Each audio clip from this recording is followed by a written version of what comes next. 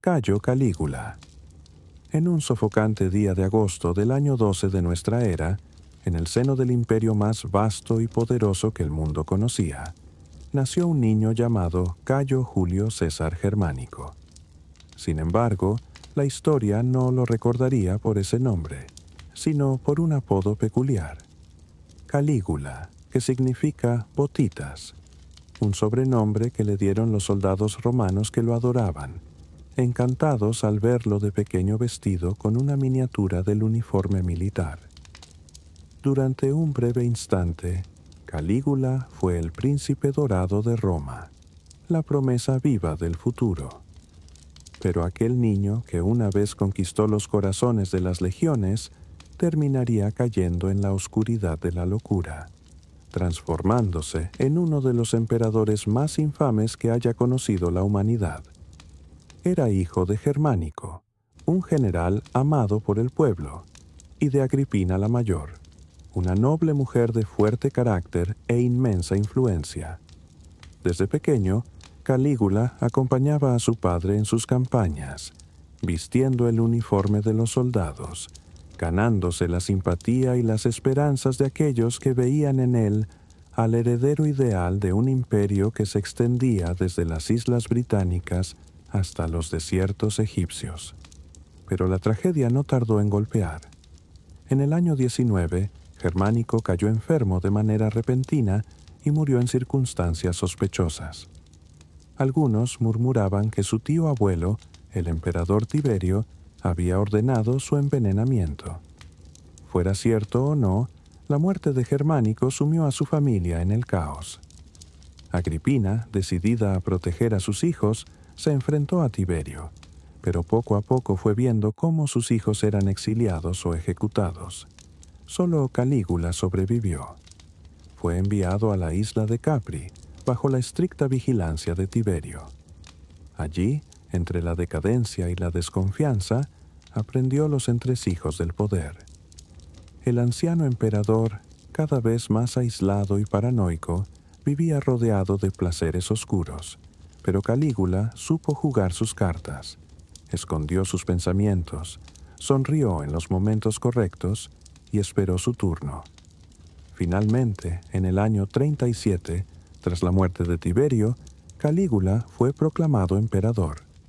Roma estalló en júbilo.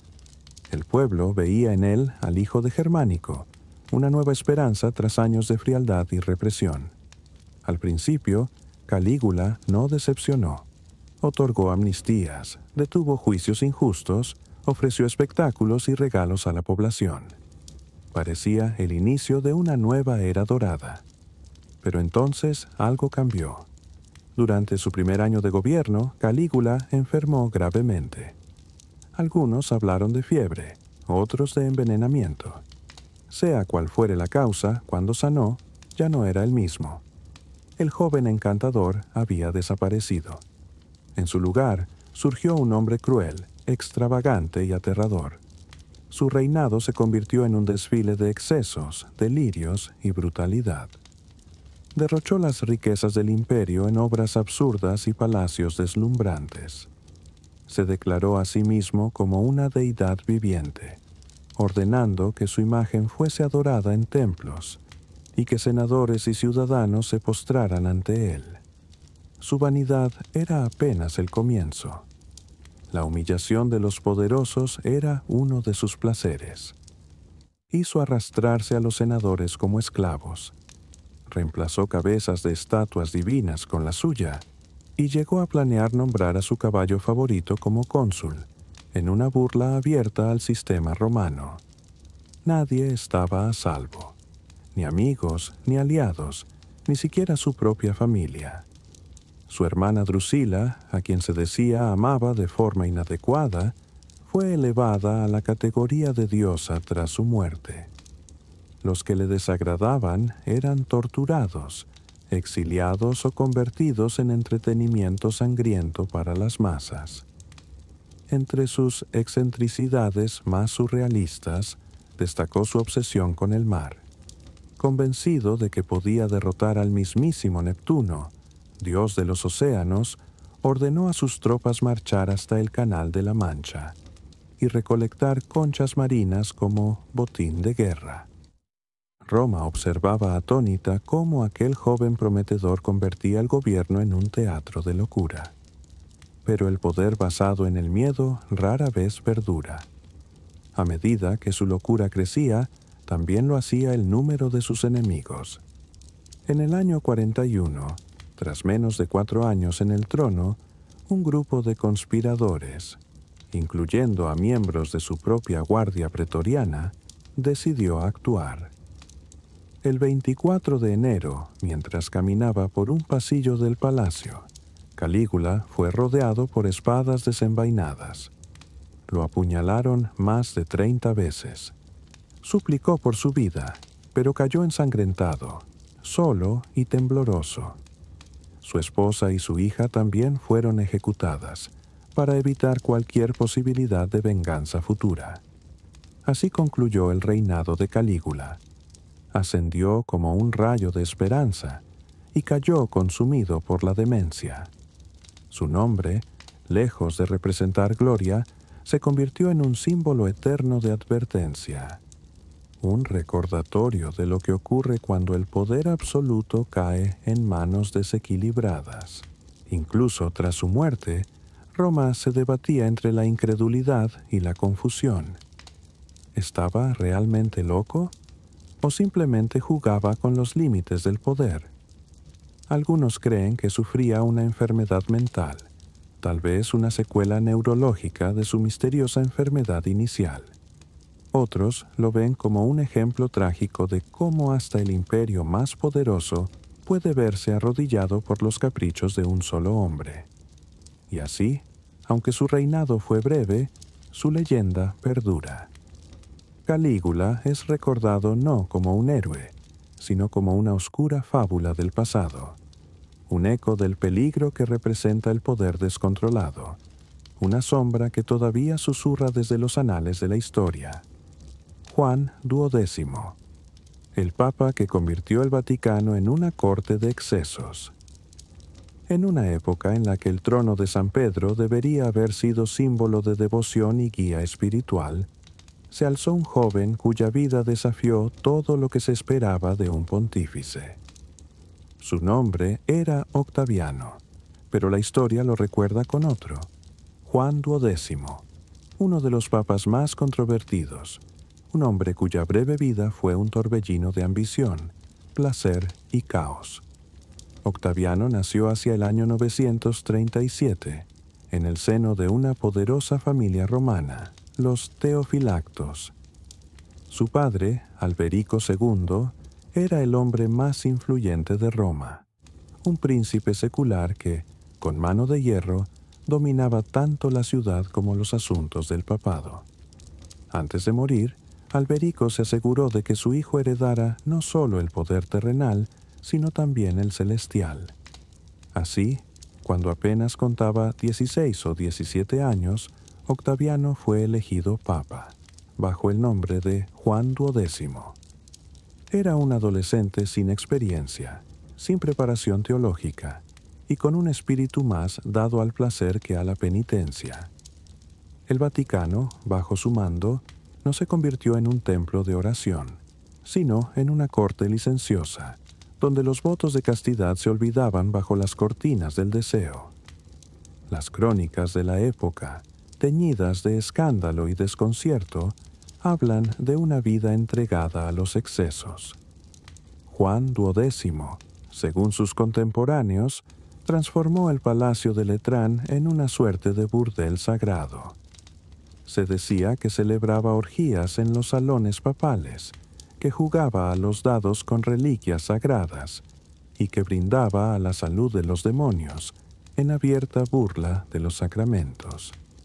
Algunos cronistas afirmaban, con horror, que había seducido incluso a mujeres casadas que acudían en busca de bendición. Pero su escándalo no se limitaba al placer carnal. Juan XII también fue un político temerario. Para afianzar su poder, buscó la alianza del rey germano Otón I, coronándolo emperador del Sacro Imperio Romano Germánico. Sin embargo, pronto se volvió contra él, conspirando con enemigos y traicionando acuerdos. Otón, furioso ante la perfidia del Papa, regresó a Roma con sus ejércitos, lo depuso en un sínodo y nombró a un nuevo pontífice. Juan XII huyó de Roma, pero no se rindió. Cuando Otón abandonó la ciudad, él regresó con fuerza, tomó represalias contra quienes lo habían traicionado y restableció su gobierno, no con perdón, sino con venganza. El Vaticano volvió a ser su corte de placer y castigo. Sin embargo, su reinado no duraría mucho más. En mayo del año 964, mientras se encontraba en una habitación privada, según algunos, con la esposa de un noble romano, Juan XII sufrió un ataque fulminante, posiblemente un derrame cerebral. Otros afirman que fue sorprendido y asesinado por el esposo celoso, que lo golpeó hasta la muerte. Murió joven, sin dejar legado piadoso, sin reformas ni concilios, apenas con un rastro de escándalos y susurros de corrupción. Su muerte fue tan abrupta como su vida. Un estallido de placer y ambición, sofocado por su propio exceso. A lo largo de los siglos, Juan XII ha sido recordado no como guía espiritual, sino como advertencia, un símbolo de cómo el poder, incluso el que se reviste de santidad, puede ser corrompido por la lujuria, la soberbia y la ambición desenfrenada. Fue, en definitiva, un joven perdido entre la púrpura y el pecado. Un papa que, en lugar de elevarse hacia lo divino, descendió a lo más humano. Y en su historia, como en un eco lejano, aún resuena una antigua lección, que no todo lo sagrado es siempre santo. Dicen algunos que su final fue obra de la ira divina. Otros, que pereció en pleno acto de adulterio, sorprendido por un giro fatal del destino. Pero entre los susurros que aún recorren los corredores del tiempo, uno en particular persiste con fuerza. El Papa Juan XII habría sido asesinado por un marido furioso, atrapado mientras compartía lecho con su esposa. Sea cual fuere la verdad, lo cierto es que su muerte no ocurrió en oración ni en recogimiento espiritual. No fue un adiós sereno ni rodeado del perdón, sino que llegó, como su vida, envuelta en sombra y pecado. Incluso al exhalar su último aliento, Juan XII dejó tras de sí no una herencia de piedad, sino de deshonra. Durante su mandato, la silla de Pedro descendió a uno de los abismos más oscuros de la historia de la Iglesia. El líder del mundo cristiano, en aquellos días, era apenas una figura entregada al vino y la carne. Teólogos e historiadores han debatido largamente cómo fue posible que alguien así alcanzara el más alto puesto espiritual de Occidente. Su papado se convirtió en advertencia, un ejemplo de los peligros de entregar poder a quienes no lo merecen. El Vaticano, manchado por su legado, pasaría décadas intentando borrar su memoria. Pero la historia, obstinada, no lo permitió. Juan XII se convirtió en símbolo de los excesos del papado, una señal sombría de que ni las instituciones más sagradas son inmunes a la corrupción. Y esta noche, mientras cierras los ojos, deja que esta historia se quede contigo como un suave eco de los tiempos pasados. Juan el XII no fue un santo. Fue un hombre extraviado, que convirtió la sede de San Pedro en su palacio de placeres. Su nombre, aún hoy, no se pronuncia con reverencia, sino con recelo. No como ejemplo, sino como advertencia. Duerme bien, soñador. Y recuerda, incluso los guardianes de la fe pueden perderse en la oscuridad. Juan sin tierra, el rey que lo perdió todo. En el año 1166, en los vastos salones de la dinastía Plantagenet, nació un niño destinado a ser recordado no por sus virtudes, sino por sus fallos. fue el hijo menor del poderoso rey Enrique II y de la noble Leonor de Aquitania. Mientras sus hermanos mayores se ganaban renombre como guerreros y estadistas, a él le quedaban solo las sombras de su linaje. Su nombre era Juan, pero la historia lo conocería como Juan sin tierra. Desde el inicio, sus días estuvieron marcados por el desprecio y las bajas expectativas. Su propio padre, con una mezcla de burla y desdén, le dio ese apodo humillante, Lackland, porque, a diferencia de sus hermanos, no recibió territorios para gobernar. Enrique el Joven, Ricardo Corazón de León, Godofredo, todos ellos brillaban con luz propia. Juan, en cambio, parecía no tener ni siquiera un lugar al que llamar suyo. Pero no era un hombre falto de ambición.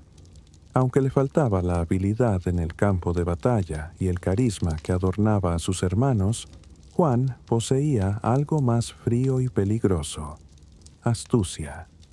Era un tejedor de intrigas, dispuesto a traicionar si eso lo acercaba al trono. Cuando su hermano Ricardo fue coronado y partió a las cruzadas, Juan vio su oportunidad. Conspiró en la sombra, incluso aliándose con el rey de Francia para arrebatarle el poder. Pero cuando Ricardo regresó, lo encontró todo y, sorprendentemente, le perdonó. Un perdón que Inglaterra pagaría caro. Cuando Ricardo murió en 1199, Juan ascendió al trono. Pero no heredó el temple de su hermano. Donde Ricardo era valiente, Juan era cobarde. Donde el uno era justo, el otro era cruel. Y donde el primero era un líder nato, Juan se perdía en su propia ineptitud. Pronto comenzó a perderlo todo. En pocos años, su vasto imperio, que se extendía desde Inglaterra hasta Normandía y Aquitania, se desmoronaba entre sus dedos. Incapaz de defender sus tierras, perdió Normandía ante los franceses. Fue una humillación que desató el desprecio de sus nobles y sembró el descontento entre su pueblo. En un intento desesperado por mantener el control, impuso impuestos asfixiantes. Extorsionó al clero, robó a los varones, encarceló a quienes se le oponían, y así, rodeado de enemigos, incluso dentro de su propia sangre, cometió uno de los actos más oscuros de su reinado. Su joven sobrino, Arturo de Bretaña, tenía un reclamo legítimo al trono. Muchos lo apoyaban. Juan, temiendo perderlo todo, ordenó su ejecución. Algunos dicen que fue él mismo quien lo mató, borracho de ira, y arrojó su cuerpo al río Sena. Fuera cierto o no, Arturo nunca fue visto de nuevo, y la reputación de Juan quedó manchada para siempre con la sangre de un inocente. Aquel crimen selló su destino. Para 1215, los varones, hartos de su tiranía, se alzaron en rebelión. Forzaron al rey a sentarse a negociar, y fue en un claro junto al río Támesis, en Runnymede, donde Juan firmó a regañadientes la Carta Magna, un documento que cambiaría el mundo. Por primera vez se establecía que ni siquiera un rey estaba por encima de la ley. Pero Juan no tenía intención de cumplir su palabra. En cuanto pudo, rompió el acuerdo, sumiendo al país en guerra civil. Inglaterra ardía. Las ciudades eran saqueadas, los castillos derribados. El rey, desesperado, contrató mercenarios extranjeros para combatir a su propio pueblo, pero ya era demasiado tarde. En 1216, mientras huía, Juan cruzó un traicionero pantano durante una tormenta. El tesoro real, incluidas las joyas de la corona, se hundió en el barro. Enfermo y humillado, se retiró al castillo de Newark. Allí, en la soledad de la derrota, murió. Abandonado, odiado, sin gloria. Pocos lloraron su partida. Fue recordado como un tirano, un traidor, un hombre que perdió un imperio y mató a su propio sobrino. Pero, en un giro irónico, aquel documento que firmó forzado, la Carta Magna, le sobrevivió, y con ella nació un nuevo principio, que ningún gobernante debía tener poder absoluto. Así que esta noche, mientras el mundo duerme, recuerda a Juan sin tierra. No como un héroe, ni siquiera como un rey, sino como el fallido arquitecto de un futuro más justo. A veces, hasta los peores dejan lecciones que alumbran los caminos venideros. Iván el Terrible, el zar que se convirtió en tormenta. En el corazón del crudo invierno ruso, bajo un cielo plomizo y un viento que parecía morder la piel, nació en 1530 un niño destinado a reinar con puño de hierro y alma desgarrada. Su nombre era Iván, y aunque en sus primeros años fue llamado Príncipe de Moscovia, la historia lo recordaría por un título más temido, Grozny. En ruso, esa palabra no significa exactamente terrible, sino algo más profundo, más tembloroso. Iván el Temible, el Imponente, el Aterrador. Desde el principio, su vida fue marcada por el abandono. Su padre murió cuando él apenas tenía 3 años. Su madre, la poderosa Elena Glinskaya, fue envenenada años después por quienes codiciaban el poder. A los 8, Iván ya era un huérfano rodeado de lobos, obligado a crecer en los pasillos fríos del Kremlin, entre intrigas y cuchicheos, donde los boyardos, la nobleza rusa, gobernaban como parásitos sobre un trono vacío. Mientras los nobles banqueteaban, Iván observaba. Mientras se disputaban el control, él aprendía. Y lo que aprendió no fue amor ni justicia. Aprendió a desconfiar, a callar, a endurecer el alma. A los 16 años rompió las cadenas del pasado. Se coronó a sí mismo no como príncipe, sino como zar de todas las Rusias. Fue el primero en usar ese título sagrado, heredero de los césares bizantinos. El muchacho solitario se había convertido en emperador, y con esa corona desató un reinado que sería recordado por su brillantez y por su horror. Durante sus primeros años, Rusia prosperó. Se modernizó el ejército, se expandieron las fronteras, se reformaron las leyes. El joven Iván parecía no solo inteligente, sino incluso justo. Pero las sombras de su infancia jamás lo abandonaron. Eran como cuchillos en su espalda, susurros en su oído, siempre recordándole que el poder no se regala, se arrebata.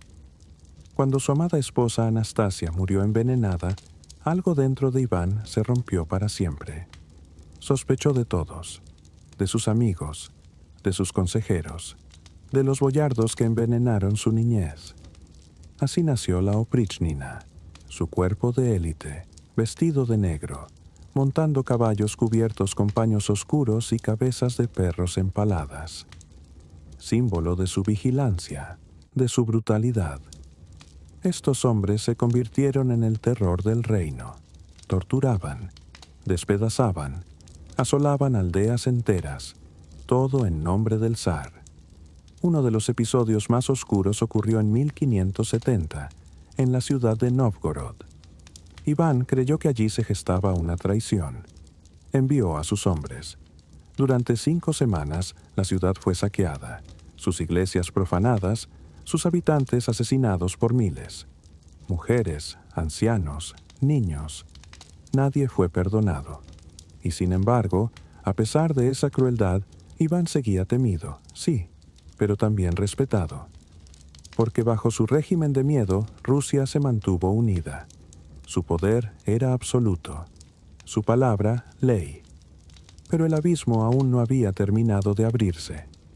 En un acceso de furia, durante una discusión, Iván golpeó a su propio hijo, su heredero, con su bastón de hierro. El golpe fue fatal. El zar lo vio caer, sangrando, moribundo. Y cuando se dio cuenta de lo que había hecho, lloró. Lloró con un grito que, dicen, hizo temblar las paredes del Kremlin. Había matado al único hijo que podía continuar su legado, lo único puro que quedaba en su vida. Desde entonces, Iván ya no fue hombre ni zar. Fue un espectro errante, paranoico, violento, solitario. Murió en 1584, sentado en su silla, en medio de una partida de ajedrez. Su corazón se detuvo, quizá por veneno, quizá por los fantasmas que nunca dejaron de acecharlo. Su cuerpo quedó inerte, pero su sombra se alargó por siglos. Algunos lo recuerdan como un gran reformador, otros como un monstruo. Pero todos coinciden en algo. Fue el primer zar, y con él nació la Rusia moderna, con todos sus demonios. Así que esta noche, mientras el mundo duerme, recuerda a Iván, no solo como un tirano, sino como un niño herido que, al crecer, transformó ese dolor en fuego.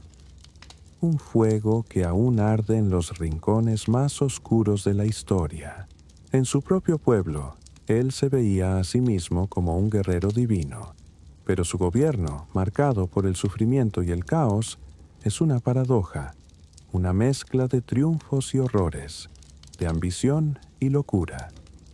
Su influencia sentó las bases de la Rusia que más tarde se alzaría bajo los Románov, pero a un costo inconmensurable. La historia nos habla de derramamiento de sangre, de oscuros pasajes del pasado.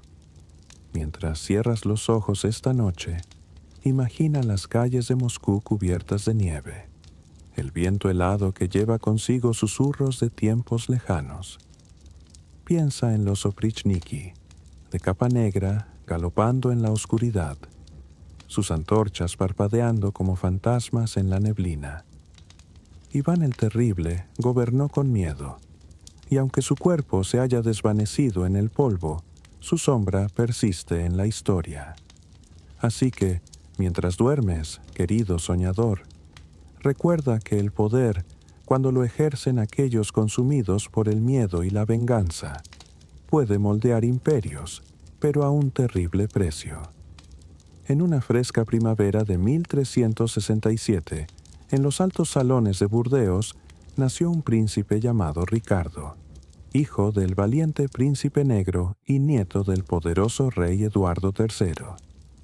Vivió en una Inglaterra de guerra, caballeros y grandeza, pero su reinado se tornó una historia de traición, tiranía y caída. Ricardo II no sería recordado como un rey guerrero, como su padre, ni como un constructor de imperios como su abuelo. La historia lo conocería como el rey que perdió su trono.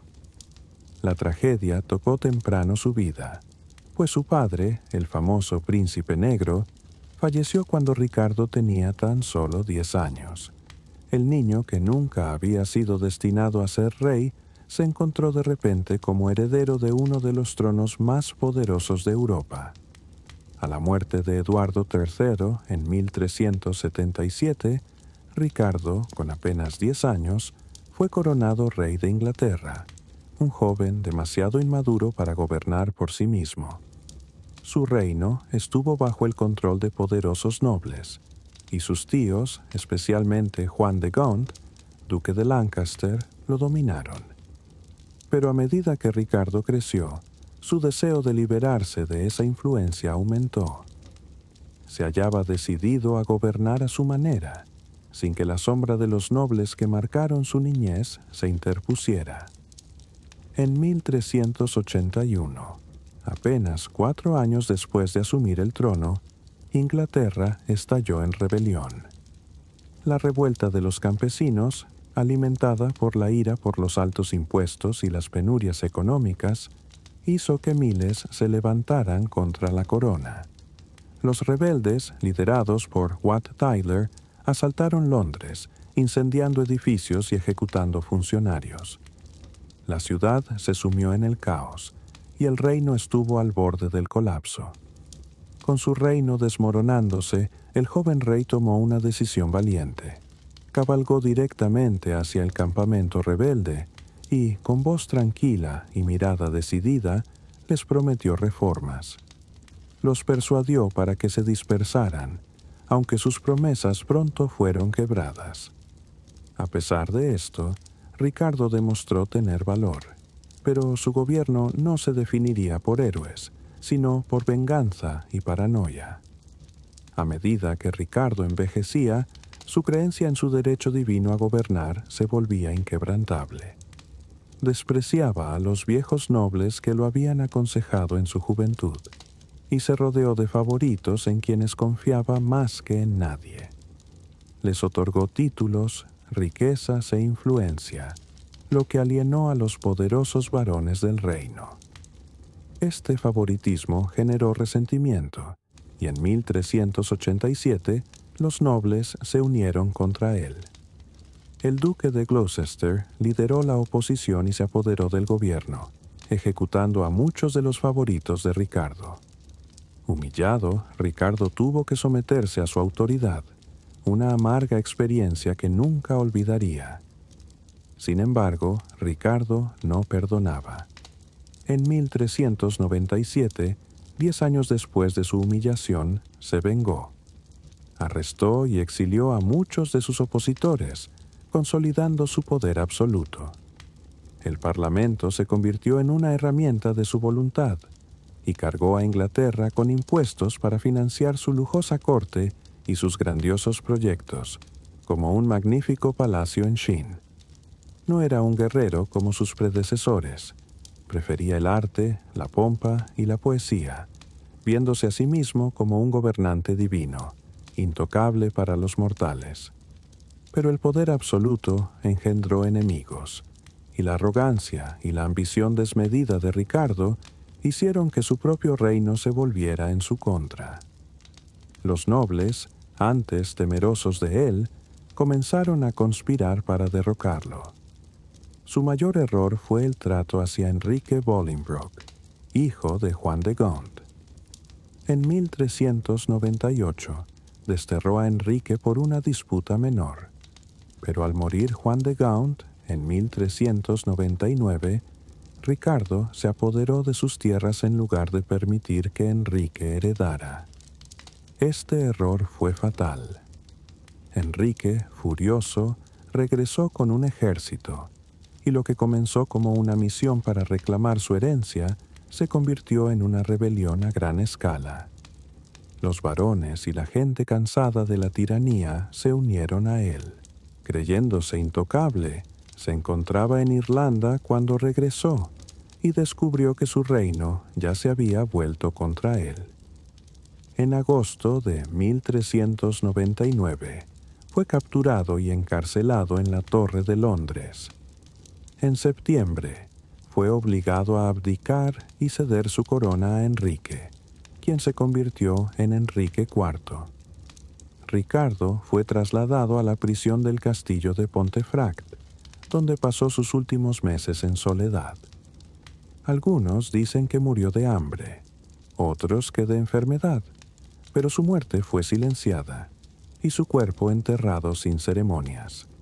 Su caída es una advertencia, una historia de un rey que perdió todo por su vanidad, favoritismo y venganza. Aunque su reinado terminó en desgracia, la historia lo inmortalizó, y Shakespeare lo retrató como un rey trágico, que creyó ser intocable y, al final, fue despojado de todo. Su caída marcó el fin de la dinastía Plantagenet y encaminó a Inglaterra hacia la Guerra de las Dos Rosas, una lucha entre casas nobles por el control del trono. Esta noche, mientras duermes, imagina los salones de Westminster, el trono vacío, los ecos de un rey que una vez creyó ser invencible. Ricardo II fue un gobernante que buscó la belleza sobre la batalla, la poesía sobre el poder, pero al final, incluso un rey debe responder a su pueblo.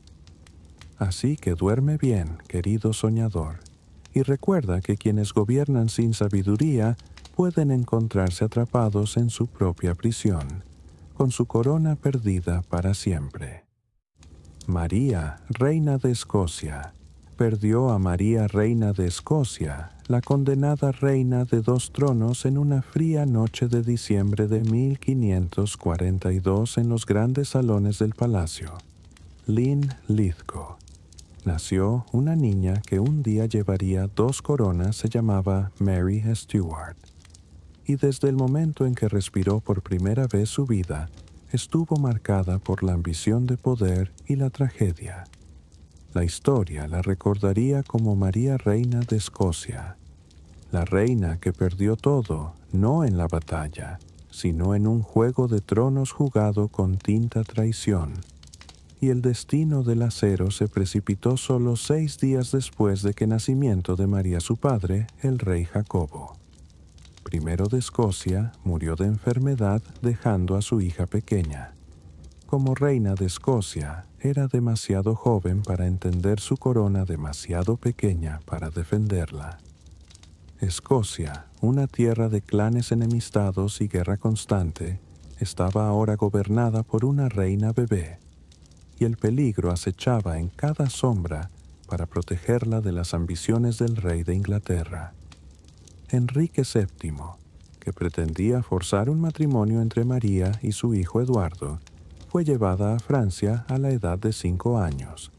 Allí, en la resplandeciente corte del rey Enrique VIII, fue criada como una princesa refinada prometida al joven francés D.O.A. Francis.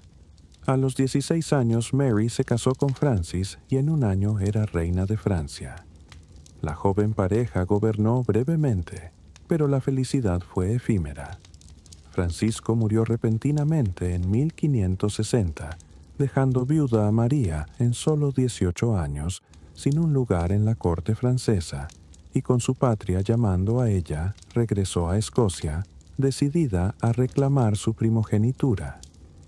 Pero Escocia ya no era la tierra que había dejado de niña.